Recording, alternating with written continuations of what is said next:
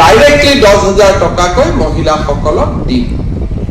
Next যিটো মোৰ মনত ইচ্ছা আছে সেইটো হ'ল মহিলাসকলক আমি 15,000 টকা লোন দিম আৰু আকৌ 10,000 টকা আমি সাবসিডি দিম।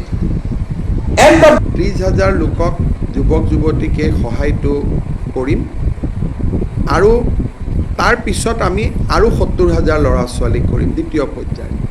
প্ৰথম পৰ্যায়ৰ যিটো 30,000 ল'ৰা ছোৱালীক আমি সহায় কৰিম তেওঁলোকৰ জিলা পৰ্যায়ৰ ইণ্টাৰভিউ 16 আগষ্টৰ পৰা আমি আৰম্ভ কৰিম আৰু 5 ছেপ্টেম্বৰত আমি এই ইণ্টাৰভিউটো সমাপন কৰিম আৰু 30 ছেপ্টেম্বৰত আমি 30,000 যুৱকক 2 লাখ টকাৰ যিটো আঁচনি সেই আঁচনিৰ অংশসমূহ আমি বিতৰণ কৰিম আৰু জিলা উপায়ুক্তসকলৰ লগত এই বিষয়ে আমি ডিটেইল আলোচনা কৰিলোঁ যাতে কোনো ক্ষেত্ৰতে ক'তো খেলি মেলি নহয়।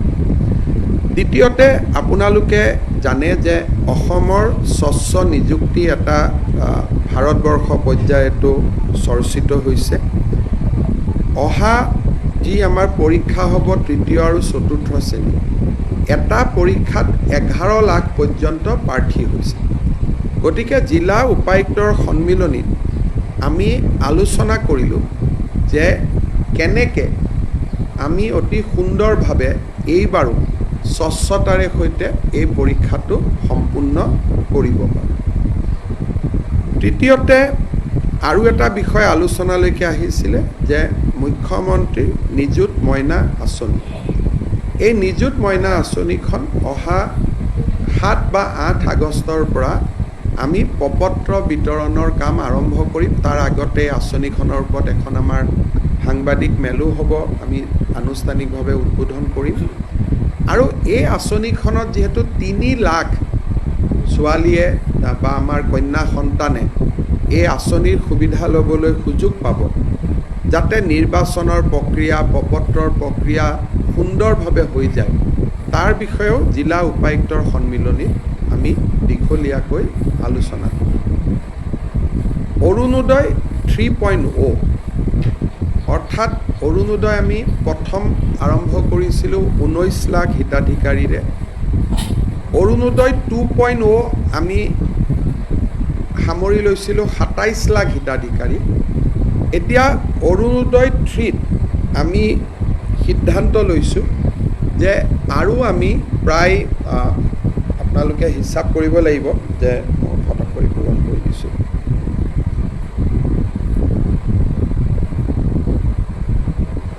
আমি আৰু 20 লাখ হিতাধিকাৰী এই আঁচনিৰ আমি অধীনলৈ আনিব খুজিছোঁ।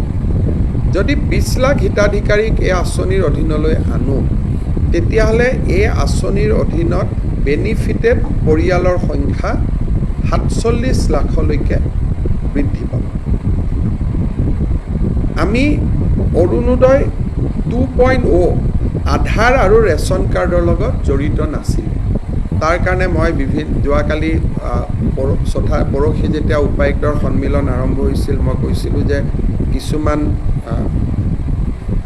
অৰুণোদয় হিতাধিকাৰী অবাঞ্ছিত লোকৰ হাতলৈকেও যোৱাৰ কিছু তথ্য আমাৰ হাতলৈ নিৰ্বাচনৰ সময়ত আহিছিলে। সেইকাৰণে এইবাৰ আমি সিদ্ধান্ত কৰিছোঁ যে অৰুণোদয় আঁচনিটো পাবৰ কাৰণে ৰেচন কাৰ্ড থাকিবই লাগিব আৰু যদি ৰেচন কাৰ্ড কাৰোবাৰ থাকে তেতিয়াহ'লে তাৰ আধাৰো থাকিব লাগিব। অৰ্থাৎ Orunodoi will be link with Aadhaar and ration card. সেইকাৰণে বৰ্তমানলৈকে পাই থকা অৰুণোদয় হিতাধিকাৰী আৰু নতুনকৈ 20 লাখ যি হিতাধিকাৰী হ'ব তাৰ কাৰণে এটা নতুন নিৰ্বাচনী প্ৰক্ৰিয়া এটা আৰম্ভ হ'ব। অৱশ্যে যেতিয়ালৈকে নতুন বেনিফিচিয়াৰী নিৰ্বাচন নহয় তেতিয়ালৈকে পুৰণাসকলে অৰুণোদয় পাই থাকিব। কিন্তু যেতিয়া নতুন হিতাধিকাৰী হ'ব বৰ্তমানে পাই থকা সকলোৱে নাপাবও পাৰে। যদি তেওঁলোকৰ ৰেচন কাৰ্ড নাই বা তেওঁলোকৰ আধাৰ নাই তেতিয়া তেওঁলোকে নাপাবও পাৰে।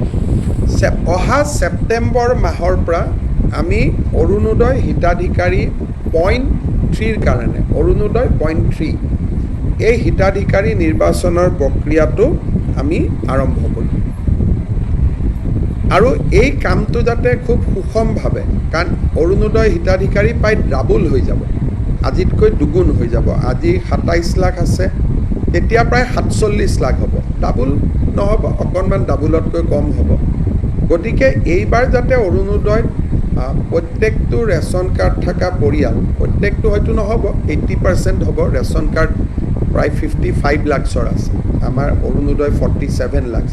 কিন্তু যিহেতু অৰুণোদয়ত ক্ৰাইটেৰিয়া আছে, 4খন গাড়ী থাকিলে নাপায়, মন্ত্ৰী MLA পৰিয়ালে নাপায়, পঞ্চায়তৰ পৰিয়ালে নাপায়, সেইকাৰণে আমি ভাবিছোঁ যে 47 lakh will be a sufficient number যোগ্যজনক দিবৰ কাৰণে।